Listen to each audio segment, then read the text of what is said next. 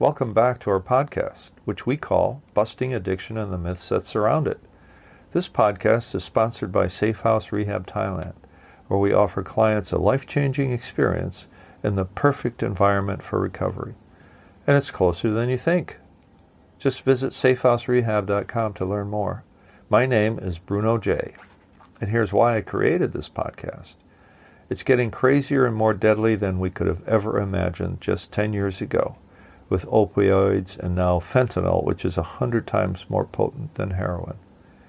A while ago, I noticed that there was no podcast dedicated solely to talking to that one super important group without whom many addicts would never make it. And I realized then that I had the ammo to blow up some of these myths so that nothing but the truth survived.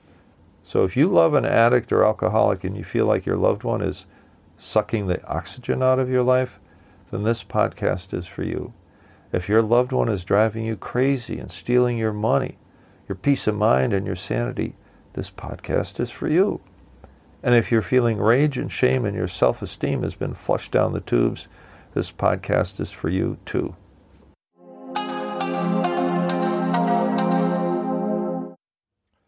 Hi, I'm Bruno J, and welcome back to Busting Addiction and Its Myths.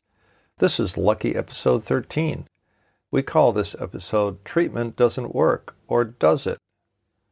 I hope the headline got your attention, which is exactly the point. I'm also going to bring back my young genius friend, producer of this podcast and a recovering man, Tony. Welcome back, Tony. So let me start answering the question by going backward just a little and let us consider this first. And the question was, treatment doesn't work, or does it? Please remember that I intend this podcast to be a friendly tutorial about addiction, with the main audience as the family members of the addict or alcoholic who's still using or relapsing, and the families beside themselves as to, what do I do now? Families may be getting advice from all quarters if they've disclosed what's going on at home, and they also end up entertaining all sorts of myths about the disease, which is why it's important for me to bust them so that, quote, only the truth remains. So one of these myths is the idea that treatment doesn't really work. I hear that often, and one of the reasons is that many of the family members who believe this myth are educated, sophisticated, affluent people who, just like the addict in the family, begin to mimic the beliefs of the addict because they put up similar defenses against the known truths about the disease.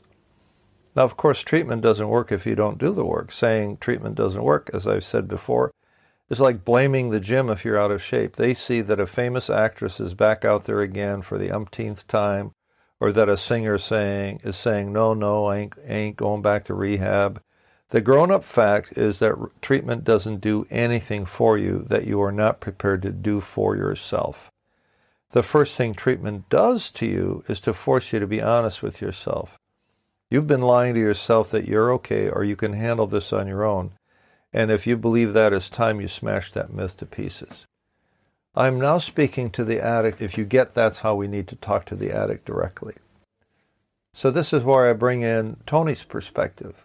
Tony, what do you say to people who say treatment doesn't work?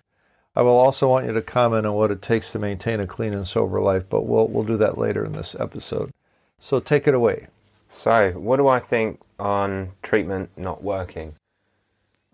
I strongly think that treatment helps, encourages and points individuals, addicts, in the right direction in the way that it's composed, structured and just pushed.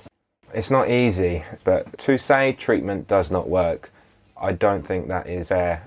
Now, based around that question, the treatment, it will work. However, I think the most important thing is the individual wants or has to have that desire to want to move in that direction. If the individual doesn't, the whole aspect of treatment and everything that's going to be introduced, guided into this individual's life, they're going to reject it. It's not going to work, and it has to be a commitment from the person themselves. Okay, so how did you feel about treatment before you went into treatment?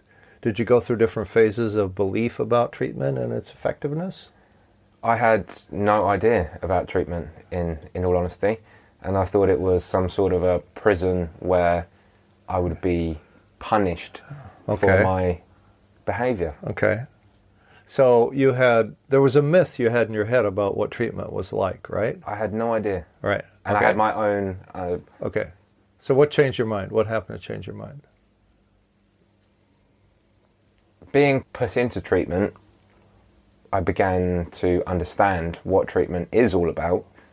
However, I didn't quite fully get what it was in order to help me with my problems until I started working it. Okay. Otherwise, that's a critical point, right? Otherwise, it was just right. me going somewhere in order to do. I'm not really sure what I was really there to do. So, if I'm a parent or a loved one of an addict or alcoholic, what should I be looking for to see whether or not treatment is going to take with this individual? Let's say you're my son, and I somehow talked you into going into treatment, and you ended up there, and you're kind of woozy, but you're not sure. What should I be looking for as a parent or a loved one with the addict who's in treatment to ensure that it's going to work? I think the conversation needs to be had with the individual. The worst thing I can think of is literally sticking them in the car, shipping them to the actual centre or facility, and thinking, that's it. Here you go. Here's my son. Here's my daughter. There you go. Deal with them. Take them. Bye-bye. Thank you very much. Okay. I think that preparing for a rehab is quite important. I think that both parties should know what it entails, what actually goes on, what it will offer, and just every single... the end goal of this. So, what did your parents or your mother say about treatment before you went in? What was their take on it? I wasn't introduced or given a kind of breakdown of anything really. What treatment was, what I was going to receive, what it was going to look like. It was very... My understanding, I didn't have an understanding of it. I was completely... And remember, the other big aspect of this is that I was... under the influence all this time. When treatment was being looked at for me, for myself, suggested to me, I was in active using. I was in active using. I was, of course, I'm going to say, no, anything that would stop me from my using, I would instantly disregard. Okay. So what made you say yes? I think over a few conversations when my parents managed to approach me when it was a suitable time, I can say at least, that they managed to get me down, speak to me, and have me listening, was step one. The other aspect was that I had a few people call me, explain it to me, whether I was listening, so. But I myself was completely closed off to it. Now, when it was pushed to the point that you're going, you don't really have two ways about this, the one thing that I did have a say in was my parents offered for me to go with them to look at these facilities at home. So my mum had one specifically in mind. I went there, had a look around, got introduced to it, and saw it for myself to see what it was all about. And that's how it started for me. And then shortly after, 2 weeks later, I was admitted there for a period of 3 months. All right. And you stayed 3 months. I mean, what was it that made you say yes to going into that particular place? And what conclusions did you draw after you left after, I assume you spent the full 3 months there, right? I spent 3 months in the first facility that I went to. I adapted quickly. My reasons for being there and staying there were not because I wanted to stop drinking. Okay. I did not go in there with the intent of stopping drinking. Okay. By no means whatsoever. What was your motive? My motive was, at that time, my motive was to please everyone around me that I was causing so much discomfort to. Okay. I had enough of that. I was just giving up the hassle that I was getting, drama I was getting.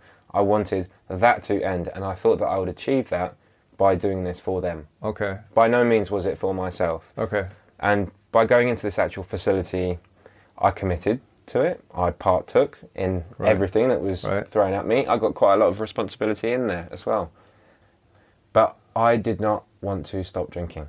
So your heart wasn't really in it? Absolutely not. Okay. No way. All right. And then when you left, what happened when you left? The celebration of exit. Upon exit, Instantly. Really? Instantly. Right away? Instantly. Literally, the moment I left, as I went to the bus stop, I already orchestrated where I was staying for the next 2 weeks, and I was going to have a 2-week bender at my best friend's house. Okay. All right. All pre-planned. What was on your menu of substances? Was it booze only, or On the menu, of course, yeah, it was booze. So shortly upon entering the first town, I went into a supermarket. I purchased, I think it was either a gin or it was a vodka. And I think it was either tonic. No, I think it was something flat because I wanted to pour it into a plastic bottle on my journey to the next village. I had a half-hour journey, and I was ready to start. So that was, less than 1 hour of exiting the premises. I was back on it. So even though you participated to the extent that you said you did, you really didn't do the work that was required of you to start your recovery. I was convinced. Well, I was actually quite. I knew quite well that I had everyone convinced that I had changed, or that I was doing the work. I mean, I did do the work that was asked of me, right? But with recovery, with rehab, the process of change has to come from within. If the process of change does not come from within, the process of change will not happen. So there was no surrender. There was no surrender. There was no acceptance. There was none of this. There was everything that's in the program. There was nothing was there for me. It was me kidding, not only everyone else but also myself. And I hadn't accepted I had a problem yet. My plan, my goal, was not how to stop drinking. If there was any plan or goal in there to stop drinking, which there wasn't, but to reduce drinking, yes, I may say that there was. My plan was how to drink sensibly, how to drink like a normal person. I was by no means ready or able to accept that I could not drink again. So you wanted the benefits, but you didn't want the consequences either, right? Yeah. Okay. Yeah. All right. Well, so on the theme of treatment doesn't work if you don't do the work. That clearly holds up based on what we just talked about, right? I have my very strong beliefs of that due to being in that position so many times. And it's not so much if you don't do the work, the program will not work. It's about if you do not want this change to happen. If you haven't accepted the things that are there in this program, if you do not accept them, it will not happen for you. It will not happen for you. So it's the aspect of surrendering, the aspect of acceptance or accepting the fact that you cannot use anymore, that you have a problem with this, and then working towards the rest of everything, starting from step one, whether it be that you choose to follow the 12-step program. It's not going to happen if you don't want it to happen. What role does honesty play in all of this? It is essential. It is absolutely just imperative. As it contributes in so many ways. The more honest you are with yourself, the more honest you are with everyone else around you, the more you're allowing other people to help you.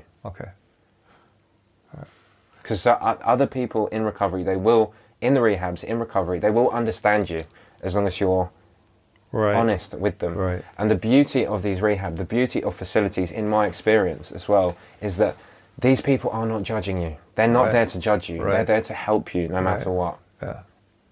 And so a big part of it is learning how to trust, right? I mean, up to that point in time, I can only speak for myself, but I didn't trust anybody or anything until I got into treatment. Was it the same was true for you? Did you? Yes, of course. Of course. I mean, you can't trust anyone who's trying to take away your substance or get rid of your substance. That's a point well taken. All right, we're going to come back to Tony in a minute, and he's going to talk about what it takes to live a clean and sober, joyful, productive life. I want to talk about opioids next, because this is a huge problem in the United States. And I want to talk about what happens to people who may never have become addicts were it not for being prescribed opiates for the treatment of post-surgical pain. This is how the lucky ones get to the point of needing treatment. What I'm saying here is, let's say that if you never had surgery and you never needed opioids for treating pain, you might not have ever become an addict except for that situation. The lucky ones I'm talking about make it into treatment, or they have someone they know in a 12-step fellowship introduce them to recovery one way or another. Example, if you have a genetic predisposition to addiction, as many who never become addicts have, you have a better than 1 in 10 chance of becoming addicted to opioids that were initially prescribed for post-surgical pain. When that happens, it creates hundreds of thousands of new addicts who might otherwise have escaped the jaws of addiction entirely. That fact is right in the data from the NIH, the National Institutes of Health in the U.S. Some so-called patients stretch the post-surgical pain period to complain of back pain after surgery, then decide to switch from the surgeon to the primary care doc so that she would prescribe an opioid as a maintenance drug.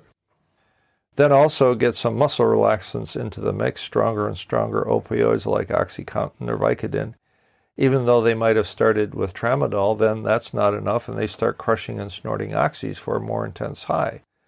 Then they go on to heroin, which is cheaper than oxys, believe it or not, and now may be laced with fentanyl 100 times more powerful and way more deadly than heroin itself. All of this is taking place right under the noses of the loving but now worried family. It's amazing how much addicts can hide because they're such good liars.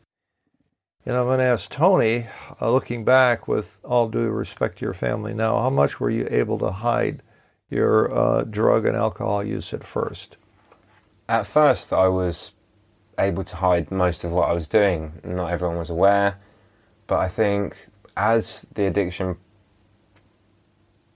progressed, as there was a progression in my addiction, the things that I started doing, I mean, I could not avoid being noticed. There were things, unfortunately, that I couldn't hide anymore. I simply could not hide.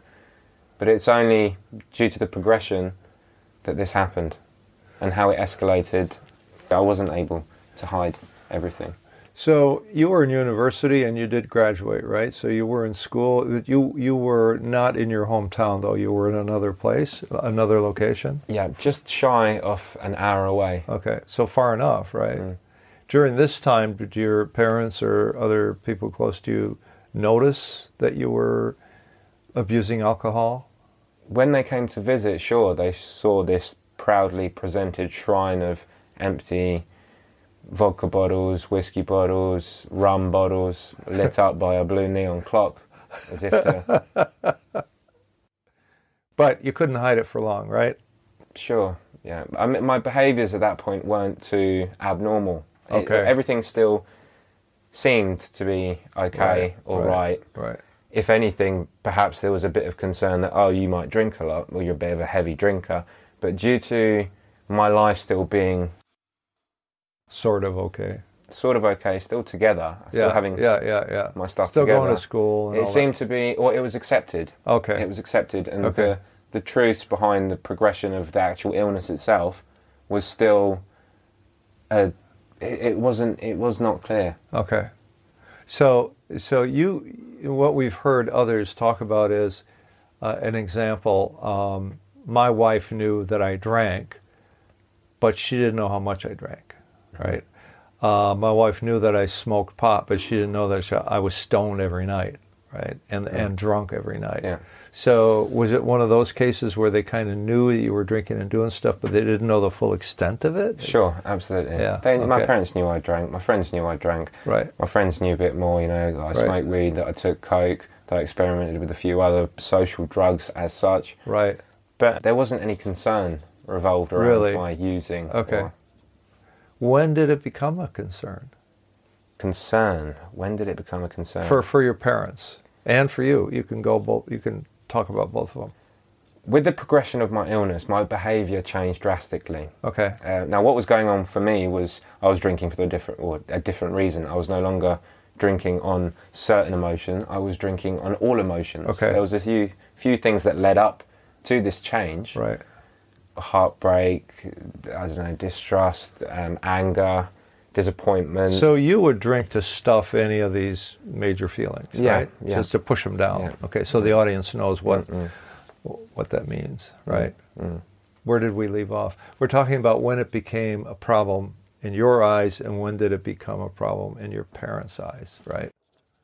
In my opinion, it never was a problem until I literally had been in and out of rehab several times. In my parents' opinion, I think that the problem became clear or became apparent when they saw that the actual extent of how much I'm actually drinking. Okay. When they Back spent to a that. bit more time with me and they realised, hang on, he's really going for it. He's drinking 24/7. Yeah, okay. When they noticed I was drinking in the mornings, things like that, they straight away registered. Okay. Although it's also fair to say that by speaking to me on the phone, they picked up that I was changing. I was not the same person as I knew a week ago. In what way ago, were you changing in their eyes? What was happening? It wasn't the son that they knew. There's too many factors there, but they're very clear that were not me. It was not me. Small things were slipping away. Normal behaviours were going. It's as if they were speaking to a completely different person. They weren't speaking to the same person they knew. So you became a stranger to your parents. I did, slightly. However, they recognised that instantly. Right. I say, what's wrong? What's up? Why are you doing this? And do they suspect? Do they have an idea as to what was behind all this? Not really. Not really. Okay. Because this is very important to our overall podcast. Is like the face that we put onto others, how we inadvertently and not perhaps consciously lie to ourselves and to others. What I'm hearing you say is very consistent with what we've heard others talk about, which is you start to slip away from the person that you were, and you yourself, I know I can speak for myself, I didn't know why this was happening. I had no clue. I would wake up, in the morning and cry my eyes out thinking, what's happened to my mother's golden boy? Stuff like that. Did you go through those same sorts of things? Sure, and my parents, they had their suspicions, right? As parents do, obviously they do. But they weren't entirely certain. So as soon as those suspicions were confirmed by the evidence, literally witnessing it, whether it be themselves or from hearing it through perhaps some of my friends or associates or people that I was surrounded in who also perhaps showed their concerns, who knew more as to where I was at, then they jumped onto it straight away. And then after their suspicions were confirmed, they pointed their fingers directly at that. Then it was solely, everything was revolved. This is why. They were aware then that all of this was happening due to my substance abuse. Did they take it as an addiction, or did they take it as a moral failure on your part? How do they quote judge it or label it? At that point, I don't know how they took it. I only saw it as an obstacle in my using. Yeah, I got it. Of course. Whereas I think looking back at it, they try to understand it as an addiction. Whether they still understand it the same way that I understand it now, perhaps is slightly different. But did they accept that it was addiction? Yes, by all means. Well, the evidence there is that they tried over and over to get you into treatment. Oh, of course, My parents, by no means did they give up. They tried everything. Wow. Well, examples, in this case, Tony's case, but, stories that are vitally instructive because they show that even among affluent and educated families as Tony's is, the insidious nature of addiction can work its way in, shattering the peaceful balance of healthy family life. That's why I love the Shatterproof organization. What it is trying to do is to transform addiction treatment by educating and galvanizing the public, thereby affecting the passage of new legislation that affects this issue at the national and local level. If you visit shatterproof.org, just like it sounds, and see how you can make a difference in the current environment that is still rich in misinformation and myth. So what we're trying to do, bottom line, is to help families help their loved one, addict or alcoholic, see a counselor, tell the truth for once, and or get their loved one into a qualified treatment program anywhere. If not with us, then anywhere where they can be properly assessed, taken through the right detox process, including meds if called for, and provide the professional counseling, including group and one-on-ones, to address addiction as the primary disorder. That's why we at Safe House Rehab Thailand want to help you to make an informed decision about addiction in these modern times, when there are so many more options for types of drugs on the one hand and treatment options on the other. We stand ready to answer we mean any question you could possibly have about your loved one's situation, and the options open to you.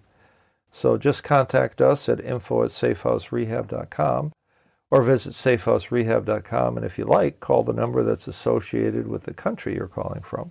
It's a local call for you, simple, friendly call. We at Safe House Rehab Thailand offer a life-changing experience in the perfect environment for recovery. We also offer a $1,000 airfare allowance to take you that much closer to the treatment you and your loved one deserve. So I'm going to go back to Tony and ask Tony see if you agree with me that there are three major aspects to recovery from drug or alcohol abuse. The first is the throwing in the towel part, the accepting of help, the feeling the heat, the desperation, the surrender of my old ways of thinking. Okay, this is the part where I stop using, at least for a while. The second is the beginning of transformation. This happens in the treatment, or if not in treatment, in a recovery setting, like lots of 12-step meetings. I want to take you guys through about the treatment part now, and I want you to comment on the following tips that Shatterproof suggests if you want to get the most out of treatment. So here they are. And again, Tony, weigh in where you see fit. So the first one is be fully present. Get your head in the game. So do this one day, one moment at a time. Yep. The next one is be open, be ready to leave your old ideas behind. Remember, your best thinking got you here. Yep. Third one is creating a safety plan. Identify your triggers and find a way to avoid or neutralize them. A trigger might be an emotion, like a resentment, time of day, conversation, a person that you talk to on the phone. Is that making sense to you? Yep, sure. So far, yep. Okay. The next one is encourage your friends and family to participate. There's nothing like the emotional support you get from your loved ones. You don't feel alone and isolated anymore, and I'm sure that probably made a difference to you when you went into treatment, right? Yep. So then letting go of your old self-concept. You might have a low opinion of yourself based on the mistaken belief that you had weak willpower. You start thinking of yourself as having a disorder that you're now addressing. And finally, celebrating success, even if they're small, like 7 days clean and sober, completing an assignment, etc. So what would you have to add to that? Or are there any comments that the audience would benefit from? I agree with the points you just made, and I would add that it's the first bit is the most important thing. It's that asking for help or just accepting that you need help, because as soon as you do so, you're surprised as to the response that you get. When you put your hands out and you say, look, I need help, when that help, asking for that help, comes from you, from within, and you really mean it, when you really truly mean it, you dedicate a lot of yourself more to that. And as long as you walk in there open-minded, willing, then the possibilities become endless. Okay. It is just a never-ending roller coaster of help that can come your way. Okay. I wouldn't overthink it too much further. Okay. I feel that it's just baby steps. Everything comes with time. You're introduced to everything. You get a grasp of the basics before you kind of start moving on. And it's not rocket science. Right. It really isn't. So there is a danger to overthinking all of this too. Of course, and that is a massive part that I see on a day-to-day basis with addict thinking. Sure. The stinking thinking, as we call it. And the projection into the future. Of course. Of that stuff. Yeah, wanting results instantly, wanting everything now. And fearing everything, and right? Fearing everything, of course. Right. Catastrophizing, overthinking, whichever way you want. That's a great word, catastrophizing. And procrastinating, too. It doesn't have to be so complicated. You keep it doesn't have to keep it in the month. Don't keep it in the week. Don't keep it in the day. Just keep it even in the hour, in the minute. Now, Okay, so that was the first and second part. Now into the third part of recovery, which is the hard part because it requires lifelong dedication, since we all agree, once an addict, always an addict or alcoholic, as there is no cure, only the arresting of a progressive disease, and the recovery of the brain to something approaching normal functioning. But here's something that a lot of people do not understand. Alcoholics and addicts stop growing emotionally and spiritually once they become addicted. They lived lives of infantile self-gratification, and they never learned anything about responsibility or caring for others. And I'm not projecting out. This is me to a T. This is what AA says. Putting the plug in the jug solves only 10% of the problem. It is just the beginning of long-term character development, of growing up and becoming accountable, honest, and caring people. So you recover some of your brain function, but you also learn entirely new things that you never knew or practiced before. That's why the term recovery doesn't quite tell the whole story. The secret to long-term clean and sober and joyful living is in the ongoing practice of what we believe, which is prayer and meditation, abstinence from all mind-altering substances, dedication to kindness, honesty, giving back, good self-care, and continued growth as authentic and loving people. So I'm going to ask Tony directly, how do you work your program? What keeps you on the broad highway of recovery and also unleashes your creativity and your inspiration? I'm quite involved in recovery in the sense that, of course, I'm helping and working here at a rehab clinic itself. I follow my program, I follow the 12-step program, I have a sponsor, I go to meetings, I have sponsees, and I did service for a year. I did everything that was suggested. I've done different areas of everything. I've taken what I can from it, and I try to practice as much as I can from it in my everyday life. What were some of the preconceptions that you had going in that had been totally reversed once you started practicing the principles? I was anti everything, all of it, any of it. All right. Every single aspect I was against and uninterested, to say the least. So you resisted, you were defiant, you went from there to where? Let me give you an example of what happened to me, just personal. I never thought that there would be liberation from discipline. I never thought that by living a disciplined, a rigorous, disciplined life, I would be liberated, right? I never thought that I would have victory in surrender. These are contradictions that I never considered. What are some of the contradictions that you experienced versus what you were thinking before you went in, your worldview, if you will, right? And your worldview once you started to recover? So before I went in, I didn't envision or think it was possible to enjoy life or have a life without alcohol being present. There you go. There you go. As an example. Yeah, as an example. What I've learned through recovery and the process, and the biggest change for me is I had to see it for myself. Right. I had to witness it. I had to feel it, and I had to, as I'm trying to say, see it for myself. Right. I had to learn, unfortunately, the hard way. But as soon as I began feeling the freedom and the happiness that I did whilst being freed from the grasp of addiction, and working it, living it, really feeling it, I liked what I felt. I really took a liking to it. I wanted more. And it's only with time and having worked on myself that I've made recovery easier for myself. I'm now benefiting of what I feel everyone should benefit from, which is the joy of life.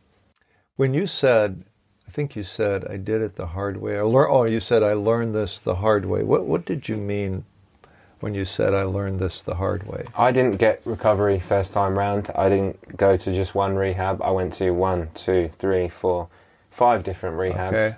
My thinking was still in its old ways. It took a long time, a lot of, you could say, investment from different individuals in my recovery. A lot of, I had to fall down, I had to hit rock bottom. I had more than once. Several times in different ways in order for it to sink in to me. I was a stubborn individual who, I actually called myself an unteachable addict on numerous occasions. Several times. Really? I thought I was unteachable. I thought I was I could not change. Well, that's one of the shifts that we're talking about, is from being unteachable to being teachable, from being arrogant to being humble, from being dishonest to being honest, from being unkind, if you will, or heedless to the consequences, like my parents suffered from my addiction, as did yours, to being, have a person with empathy. So you want to talk about some of those shifts, where you saw the world one way, or you were one way. I give you an example. I had so much contempt for others, right? and including myself, that it took a while for the contempt to, as I say, to bleed out of my system. I was just loaded with hatred when I came in, you know. Do you want to talk about some of those other things that happened to you? I think everything was completely and utterly polluted Okay. by the addiction. There were plenty of things in there that I believe triggered me, or were the cause, the lead up to my actual, downfall, the tipping point of my downfall. Okay.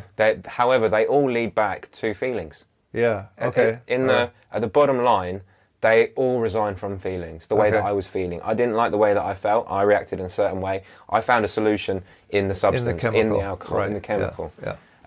But I made my response to any of these feelings the chemical. My solution to my response was, I'm going to pick that up. I'm going to drink that. I'm going to use that. All right. That was a solution for me in everything. Right. And my entire thinking, which, as far as I remembered, used to be okay and quite normal, was completely polluted. Okay. It was fogged over by just a load of just nonsense, just rubbish. So it was incorrect thinking. It was completely wrong. Okay. And I couldn't believe, looking back, it's like I can't believe the stage that I got myself to. How did I end up in a position like that? What happened? What on earth happened along the way for me to be stuck in a position like that?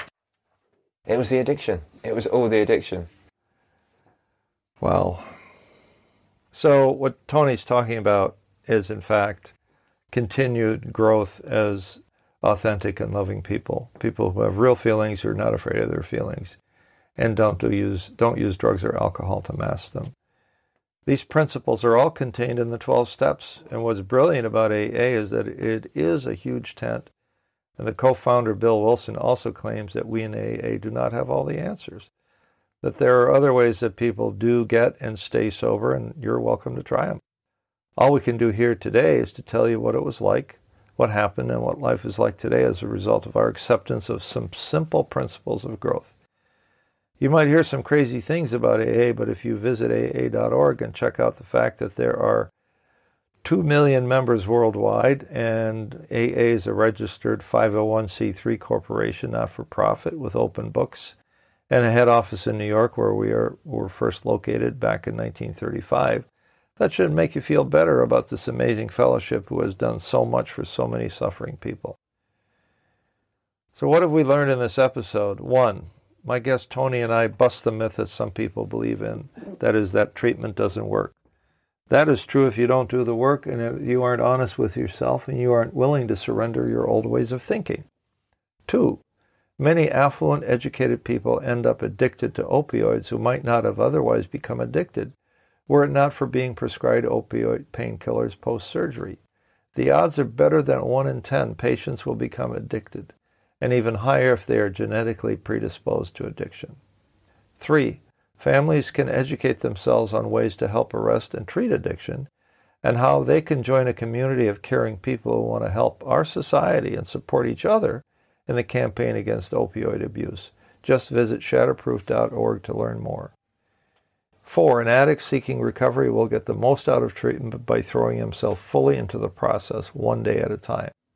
5, long-term recovery is less about recovering normal brain function and more about learning things the addicts never learned while living in a self-imposed closed system. Addicts need to outgrow their self-centeredness in order to become responsible, caring, and authentic human beings. And finally, 6, one more, shout out to the miracles that happen in AA, and an invitation to contact us at info@safehouserehab.com or to visit us at safehouserehab.com, where we stand by 24/7 to help families who are desperate for answers. Recovery doesn't happen overnight, but is it possible? Absolutely, 100% yes. The Busting Addiction and the Myths That Surround It podcast is brought to you by the caring professionals at Safe House Rehab Thailand, who offer clients a life-changing experience in the perfect environment for recovery. Just ask us any question, we mean any question, at info@safehouserehab.com, and we may use it on the air with your permission, of course, or visit us at safehouserehab.com. We want to help you make an informed decision for yourself and your loved one at this very important time in your family's life. So tune in next week for the next episode of Busting Addiction and the Myths That Travel with It. And we'll see you next time.